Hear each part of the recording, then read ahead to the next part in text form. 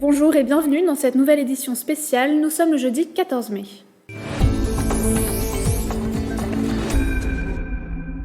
C'est un géant de la commercialisation d'espaces publicitaires et de mobilier urbain. Le groupe français JCDecaux, implanté à Plaisir, n'a pas été épargné par la crise sanitaire du Covid-19, avec une diminution brutale de son activité à partir de mi-mars et un chiffre d'affaires quasi nul. Au premier trimestre, le groupe a enregistré une baisse de 14% de son chiffre d'affaires. Des équipes ont assuré un service d'astreinte. JCDecaux s'est ensuite mobilisé en permettant un accès gratuit au personnel soignant à ses vélos en libre service. Avec la reprise, le groupe a relancé ses premières campagnes publicitaires à partir du 13 mai, avec des règles sanitaires pour ses collaborateurs. Nicolas Dandry a interviewé Christophe Bertrand, directeur régional JCDecaux. On a quelques annonceurs qui ont souhaité reprendre la parole très rapidement. Ça monte en puissance sur les prochaines semaines. On s'attend quand même à ce que cela se passe sur plusieurs mois, pas avant la fin d'année, pour revenir à un niveau qui était celui d'avant confinement. Mais on sent, et en tout cas on accompagne nos annonceurs et on essaie d'être inventif là aussi, pour repenser avec eux les modes de communication dans l'espace public. Ce qui est sûr, c'est que la ville, elle n'existe pas sans commerce, sans activité économique. Il n'y a pas de vie sans ces acteurs-là. La rue reprend sa place, là ça se sent. On a mis en place autant de protocoles sanitaires que de métiers. Et il y a énormément de métiers dans notre entreprise. Donc chacun est formé avec les bons équipements de protection individuelle, avec les bons gestes, pour pouvoir réintervenir dans l'espace public, réafficher des campagnes à la fois municipales, des campagnes commerciales, remettre en état aussi des mobiliers. Et dès demain, vous pourrez retrouver un site éco qui établira un bilan provisoire de cette crise sanitaire et abordera la reprise économique du secteur yvelinois. Reprise également pour les artisans, pour qui la situation peut parfois être compliquée. Ils sont accompagnés par la Chambre des métiers et de l'artisanat. Nicolas Dandry a posé 3 questions au président de la Chambre des Yvelines.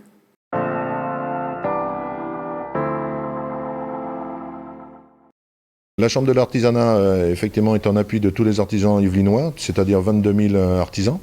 Aussi bien, nous avons 80% de nos agents qui sont en télétravail ou équipés de téléphones avec des ordinateurs portables. Pour tout ce qui est réglementations qui sont en train de sortir et tous les avantages fiscaux que l'on peut essayer d'avoir. Et donc, nous sommes en appui des artisans d'une façon générale.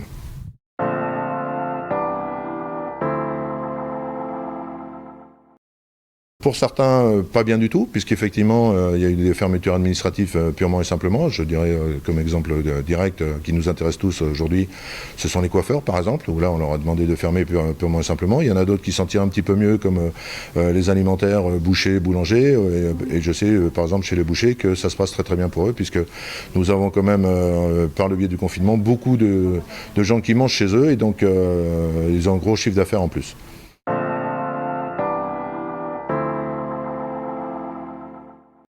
Pour certains, il n'y a pas eu de confinement, puisqu'ils ont continué à travailler.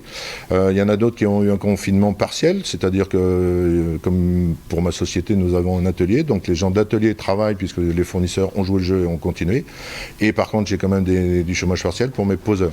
Et puis par contre, effectivement, pour les autres, c'est fermeture totale. Donc là, c'est une très bonne chose que l'on ait une date quand même, qui puisse dire, ça y est, on redémarre à telle période. Donc ça remet quand même un coup de baume au cœur vis-à-vis de ceux qui vont pouvoir retravailler, car il y a quand même un besoin de faire du chiffre d'affaires, puisqu'on a quand même des charges qui sont en train de tomber.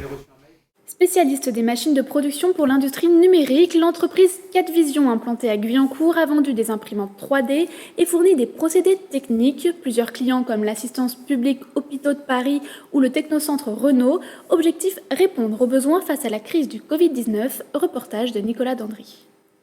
Des imprimantes 3D pour produire des visières, des pièces pour les respirateurs ou encore des tire-portes pour 4D Vision, distributeur de ces technologies implantées à Guyancourt. La crise sanitaire n'a pas été de tout repos. L'entreprise a notamment fourni 60 machines à l'assistance publique Hôpitaux de Paris. Quand on voit à l'échelle de la PHP, c'est les 60 machines qui ont été disposées, c'est pas loin de 5000 pièces qui sortent par semaine en fait. Les techniciens de 4D Vision sont aussi intervenus au technocentre Renault de Guyancourt, des ajustements techniques sur des imprimantes 3D déjà présentes sur le site industriel, des machines utilisées pour la production de visières et de pièces pour respirateurs. Avec le fabricant, on a fait un travail de fond pour essayer de trouver une solution et leur ouvrir, on va dire, la machine pendant la durée du Covid avec une licence matière qui serait capable de travailler avec ces matériaux assez spécifiques. Au-delà des visières, c'est toute la partie dispositif respirateur en fait, où justement on a un besoin d'avoir une biocompatibilité et avoir justement des matériaux qui puissent être stérilisables. La collaboration avec les groupes industriels du territoire, une activité habituelle pour 4D Vision. Dans le contexte de crise sanitaire, les échanges avec les clients étaient centrés autour du principe de solidarité. L'opération est partie de Pologne et s'est étendue en Belgique, Espagne et jusqu'en France. Elle s'intitule « Beauté pour nos héroïnes ». Le principe des bons cadeaux offerts au personnel soignant pour des coupes chez le coiffeur, des soins esthétiques et encore des cours de yoga et de sport. Une ambassadrice dans chaque département est chargée de récolter ces bons auprès des professionnels de la beauté et du bien-être pour les redistribuer ensuite. Céline Michel, esthéticienne, a centralisé plus de 300 dons pour le moment dans les Yvelines. Dans les hôpitaux, dans tous les établissements hospitaliers, on a remarqué leur souffrance, leur manque de moyens, la façon dont ils devaient travailler, dans les circonstances dans lesquelles ils devaient travailler. On s'est rendu compte maintenant, pour la plupart des gens, que c'était difficile. Mais le problème, c'est que les soignants sont dans cette situation depuis fort longtemps. Il a fallu qu'il y ait cette crise pour qu'on puisse se rendre compte à quel point ils souffraient dans leur travail. Et on a décidé effectivement de leur rendre hommage et d'essayer de leur donner ce moment dit de détente qu'on essaye de leur apporter pour qu'effectivement ils puissent, après cette crise et ces heures qu'ils ont faites, ces visages fatigués, effectivement leur apporter le maximum de repos, de détente, ce qu'ils méritent en fait. Et l'opération est à la recherche de nouveaux bons cadeaux pour les soignants et également d'un prestataire pour imprimer ces bons. Si vous souhaitez vous joindre à cet élan de solidarité, les contacts s'affichent en bas de l'écran. Un personnel soignant toujours en lutte contre l'épidémie de coronavirus. 457 décès sont recensés dans les hôpitaux des Yvelines au décompte du 13 mai, un de plus en 24 heures. Les hospitalisations sont-elles en baisse et 25 personnes de plus sont rentrées à leur domicile. Elles sont 1675 depuis le début de l'épidémie.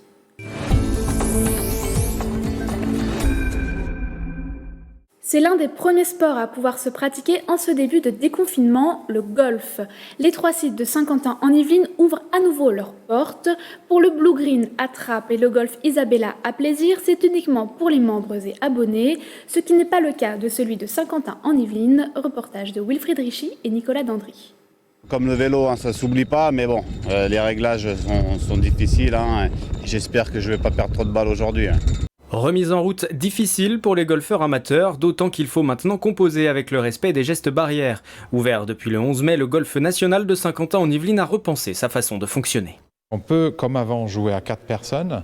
On ne peut pas venir plus de 30 minutes avant son heure de jeu, qu'on doit obligatoirement réserver. Et également, on doit donner un sens de circulation à ce que le maximum de clients ne se croisent pas du tout. Donc, on a fermé l'accueil des clients Green Fee au niveau du Pro Shop. Et on a créé cet accueil éphémère dans le Grand Hall qui s'y apprête parfaitement. Donc, les gens rentrent du parking dans un sens et puis ils repartent dans un autre pour aller sur le parcours. Après, ils peuvent un par un visiter le Pro Shop s'ils ont des besoins d'achat, et aussi on a mis à disposition une seule toilette. Il y a certains endroits sur le site qui sont complètement condamnés, tels que les vestiaires qui ne rouvriront pas jusqu'à ce qu'on ait le droit. Sur le parcours, il est dorénavant interdit de toucher au drapeau ou d'utiliser un râteau, plus de bancs ou de poubelles également. Les gestes barrières, on y pense, obligatoirement, mais on y va pour le plaisir, on fait attention aussi à ces gestes barrières. Heureusement qu'on a un sport de plein air et qu'on n'est pas un sport où on est l'un sur l'autre, donc voilà, on fait partie des privilégiés qui peuvent reprendre leur pratique sportive les premiers.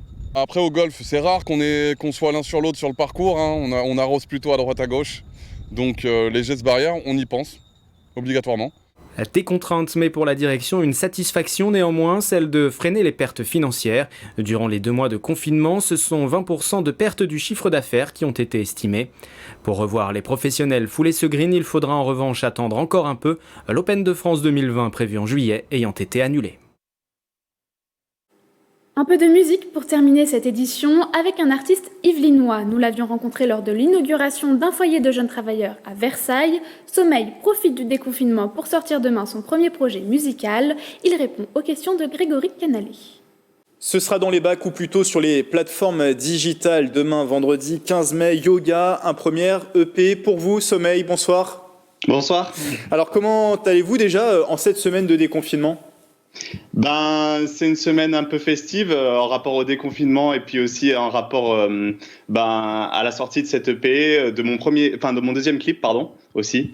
Donc voilà, plein d'événements assez sympas. Alors 4 titres pour ce premier projet musical dont la sortie était prévue plus tôt. Pourquoi avoir repoussé cette sortie au vendredi 15 mai ? C'est en quelque sorte votre cadeau de déconfinement ? C'est un peu ça, oui.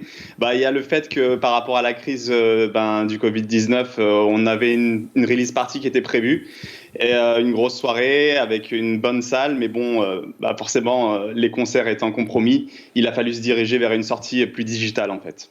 Et donc qui interviendra demain vendredi. Cette période où vous êtes resté confiné pendant 2 mois à Versailles au foyer jeunes travailleurs dans lequel vous résidez, est-ce qu'elle vous a permis de réfléchir, peut-être de changer l'artiste que vous êtes ? Est-ce que ça vous a permis un petit peu de réflexion cette période de confinement ?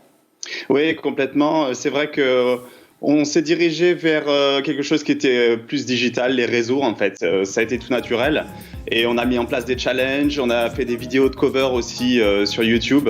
Donc voilà, ça nous a permis vraiment de communiquer avec une fanbase qu'on n'avait pas suffisamment sollicité avant, quoi, et qui était très contente de découvrir toutes ces choses qu'on avait envie de partager avec eux en fait. 4 titres pour cette EP, dont Dis-moi pourquoi, dont le clip est sorti il y a peu. On écoute tout de suite un extrait. Je ne veux plus vivre comme ça. Je ne veux plus vivre comme ça. Je ne veux plus vivre comme ça. Non, non. Je ne veux plus vivre comme ça. Moi, je veux faire du yoga. Manger sain, faire du sport, poser sur Insta. Le crossfit est ma loi. Mais je squatte un château dont je suis le roi. Dis-moi pourquoi. Dis-moi pourquoi, un clip ensoleillé, Sommeil, tourné dans votre Martinique, des sonorités entraînantes. C'est ça votre style pour ceux qui ne vous connaissent pas, on vous avez déjà reçu ici en plateau, mais pour ceux qui ne vous connaissent pas, c'est ça, c'est un style entraînant, Sommeil ? Oui, c'est ça. Les paroles peuvent être nostalgiques ou un peu profondes, aspirer à la réflexion. Mais c'est vrai que j'aime garder un style très très entraînant et une musique très dynamique. C'est quelque chose qui me tient vraiment à cœur. Il y a 4 titres sur cette EP. Est-ce que sur les 3 autres, on est dans la même veine ? Oui, alors il y a assez de relief quand même. On a des morceaux qui sont un peu plus tristes, des morceaux qui sont très joyeux, comme le dernier morceau, Index majeur. Voilà, donc il y a beaucoup de relief. Et donc c'est déjà le deuxième clip qui sort de cette EP. Il y a Dis-moi pourquoi, il y en avait aussi un autre qui était sorti auparavant ?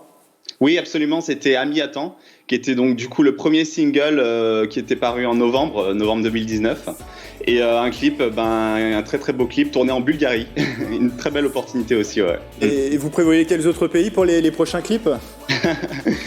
Franchement, si ça peut me faire voyager le plus possible, c'est vraiment super. C'est une belle aventure, Sommeil, et j'espère que ça va continuer et prendre de l'ampleur. Et justement, l'objectif avec cette sortie d'EP, c'est la poursuite de votre projet musical. On avait discuté sur ce plateau du début de ce projet. C'est de le poursuivre ? C'est une nouvelle étape finalement ? Oui, complètement. C'est vraiment là, je montre vraiment qu'est-ce que c'est Sommeil avec un premier EP, et c'est une base pour construire encore plus ce projet et proposer des choses qui seront encore plus proches de ce que je suis vraiment et de ce que j'ai à proposer, quoi. Qu'est-ce qu'on peut vous souhaiter ? Dernière question. Alors, que le live reprenne assez vite, parce qu'on a très envie de retrouver le chemin de la scène.